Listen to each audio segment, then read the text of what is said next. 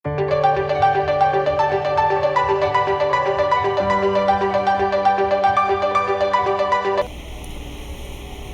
semuanya, apa kabar?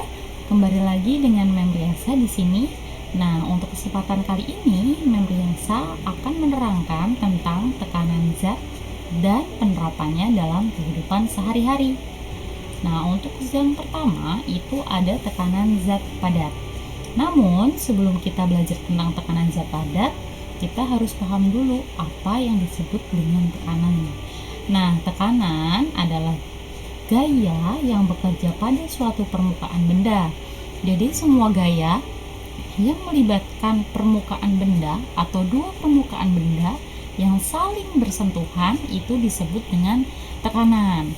Contohnya itu misal ketika anak-anak sedang menulis, ketika anak-anak sedang duduk, sedang menghapus, sedang menyapu, dan lain sebagainya, itu disebut dengan tekanan. Nah, karena kita sudah paham apa itu tekanan, langsung saja kita masuk ke tekanan zat padat. Nah, tekanan zat padat adalah jumlah gaya yang diberikan benda padat per luas permukaan benda tersebut. Hubungan besarnya gaya dan luas permukaan benda tersebut atau bidang tekan, sehingga diperoleh persamaan sebagai berikut. Nah, persamaannya itu ada P sama dengan F per A. P itu adalah tekanan, satuannya adalah Newton per meter persegi atau bisa juga ditulis dengan Pascal atau PA. Kemudian ada F yaitu gaya, satuannya adalah Newton. Kemudian ada A yaitu luas permukaan bidang tekan, satuannya adalah meter persegi. Dan dari persamaan tersebut kita bisa simpulkan bahwa semakin kecil luas permukaan tekan, maka semakin besar tekanan yang diperoleh. Dan juga sebaliknya, misal semakin besar luas permukaan bidang tekan, maka semakin kecil pula tekanan yang diperoleh. Nah, untuk lebih paham, kita akan masuk ke penerapannya dalam kehidupan sehari-hari. Nah, yang pertama di sini ada mata kapak yang dibuat ujungnya tajam. Nah, untuk mata kapak, kenapa dia dibuat ujungnya tajam? Tujuannya adalah untuk memperkecil luas permukaan benda. Nah, dari persamaan tadi kita bisa lihat bahwa semakin kecil luas permukaan benda, maka semakin besar tekanan yang dihasilkan. Sehingga ketika tekanan itu dihasilkannya besar, maka tenaga yang kita keluarkan untuk menggunakan benda ini juga tidak terlalu besar. Jadi dengan tenaga yang minim, benda tersebut dapat digunakan secara maksimal seperti itu. Selanjutnya di sini ada alas sepatu salju yang dibuat lebar. Nah, tujuannya itu adalah agar memperkecil tekanan. Nah, dari persamaan tadi kita bisa lihat bahwa semakin besar luas permukaan benda, maka semakin kecil tekanan yang diperoleh. Makanya di sini ketika kita menggunakan sepatu salju, nah permukaannya itu akan diperbesar. Jadi kita dapat berjalan di permukaan salju tanpa takut kakinya akan selip atau kakinya terbenam di salju. Nah, hal ini sama dengan kaki dari bebek atau kaki dari mentok. Jadi Allah sudah memberikan kita pembelajaran tentang tekanan Z itu melalui kaki bebek dan kaki mentok. Nah, desain dari kaki bebek dan kaki mentok itu dibuat berselaput atau permukaannya dibuat lebar. Nah, tujuannya sama tadi seperti alas sepatu salju tadi, untuk memperkecil tekanan. Nah, kan bebek, mentok, dan unggas-unggas yang mereka hidup di tempat yang berlumpur itu kakinya dibuat seperti itu, tujuannya agar kakinya itu tidak selip di dalam lumpur. Jadi mereka bisa berjalan dengan enak, mencari makan dengan enak tanpa takut kakinya masuk dalam lumpur. Nah, hal ini sama juga ketika penerapannya dalam ban mobil khusus di medan berat berlumpur, dibuat size-nya itu lebih besar. Nah, misal kayak sekarang nih kita lagi di Kalimantan, kan banyak banget nih tanah-tanah yang masih gambut, terus becek, berlumpur dan lain sebagainya. Nah, untuk lebih mudah dalam berjalan, biasanya itu mobil-mobil akan menggunakan ban-ban yang besar, sehingga permukaannya itu semakin besar dan tekanannya itu semakin kecil, sehingga nanti bannya itu tidak akan selip di lumpur, jadi dia bisa berpindah dari satu tempat ke tempat yang lain itu dengan mudah tanpa harus terbenam di lumpur, seperti itu.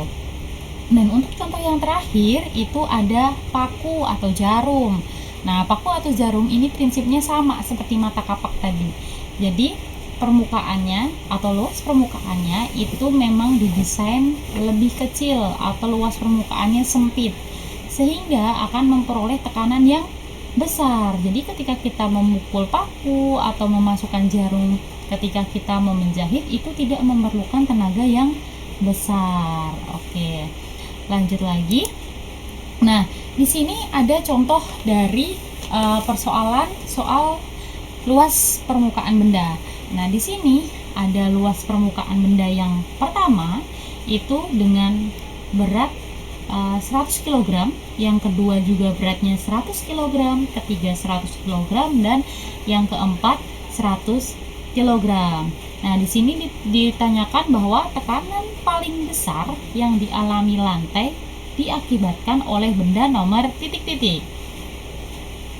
Nah, sekarang tinggal kita lihat aja di sini permukaan benda yang bersentuhan dengan lantai itu mana yang paling sempit atau paling kecil. Nah, di sini bisa dilihat bahwa permukaan yang paling kecil atau yang paling sempit itu adalah benda nomor 4. Jadi, kesimpulannya benda nomor 4 ini dia memperoleh tekanan paling besar kepada lantai, seperti itu. Oke, ini adalah contoh penerapan soal dengan persamaan tadi.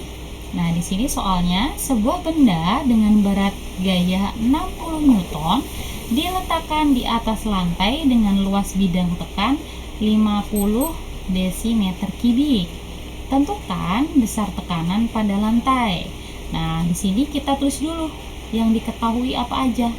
Nah, ternyata yang diketahui itu ada gaya sebesar 60 Newton, kemudian ada luas permukaan sebesar 50 desimeter kubik. Karena dia satuannya desimeter kubik, maka harus kita ubah dulu ke meter kubik, sehingga akan diperoleh 0,5 meter kubik. Nah, setelah kita peroleh F dan kita peroleh A, langsung kita masukkan ke persamaan tadi. Nah, jadi di sini P sama dengan F dibagi A akan diperoleh 60 Newton dibagi 0,5 meter persegi. Nah, hasilnya adalah 120 Newton per meter persegi, atau bisa juga ditulis 120 Pascal. Oke, untuk soal selanjutnya. Nah, di sini kita harus mencari dulu nih di soal ini A-nya dan F-nya. Nah, soalnya berbunyi balok bermassa 250 kg memiliki ukuran 2,0 meter dikali 1,4 meter dikali 1,0 meter diletakkan di lantai. Tentukan besar tekanan balok dengan atau jika ukuran permukaannya adalah 1,4 meter kali 1,0 meter dengan gaya gravitasi bumi 9,8 meter per sekon kuadrat. Nah, dari soal tersebut diperoleh atau yang dapat kita ketahui itu adalah M atau massa, yaitu sebesar 250 kg. Kemudian kita dapat mengetahui lebar dari balok tersebut, yaitu 1,0 meter. Kemudian panjang dari balok tersebut yaitu 1,4 meter dan gaya gravitasi bumi. Karena rumus dari P itu adalah F per A dan di sini kita belum mengetahuinya, maka kita harus cari dulu F dan A-nya. Nah, untuk mencari A dapat kita hitung dengan luas permukaan benda.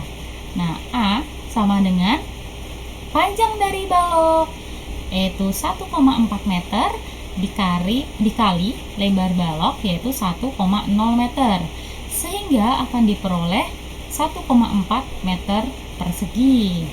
Selanjutnya kita akan mencari F. Nah, rumus F atau rumus gaya itu adalah M atau massa kali gravitasi.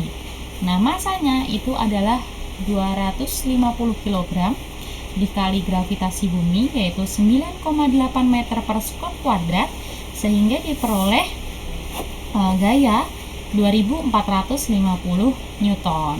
Nah, karena A-nya sudah diperoleh dan F-nya sudah diperoleh, maka kita bisa menghitung tekanannya atau P.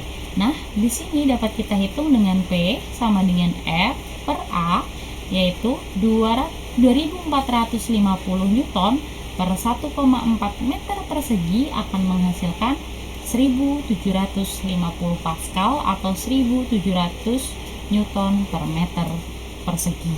Oke. Nah, itu tadi materi dari MEM. Cukup sekian dari MEM. Wassalam.